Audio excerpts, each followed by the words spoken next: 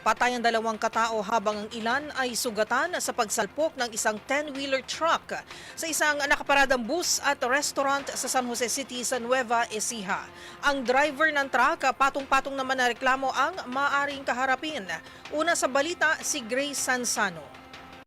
Patong-patong ng kaso ang kakaharapin ng driver ng 10-wheeler truck na rumagasa sa nakaparadang bus na dalhin at restaurant sa bahagi ng National Highway sa Barangay Tayabu, San Jose City. Nangyari ito kahapon ng hating gabi.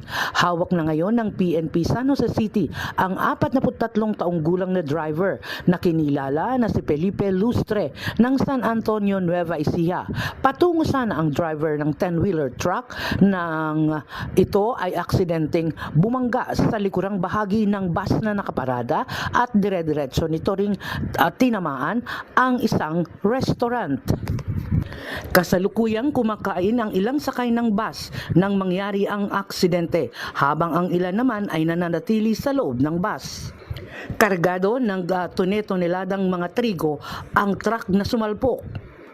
Kabilang sa mga namatay ay ang nagbabantay at nagpapatakbo ng restaurant na kinilalang si Jetro Lapus, 32 taong gulang, negosyante ng naturang barangay.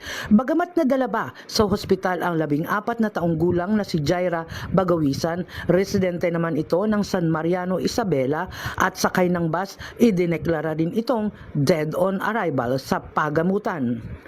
Tumanggi namang magbigay ng pahayag ang driver ng 10-wheeler truck.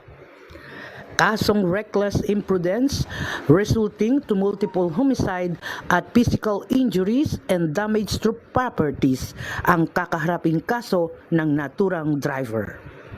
Para sa MBC TV Network News, ito si RH25 Grace Vera Sansano, una sa Pilipinas, una sa Pilipino.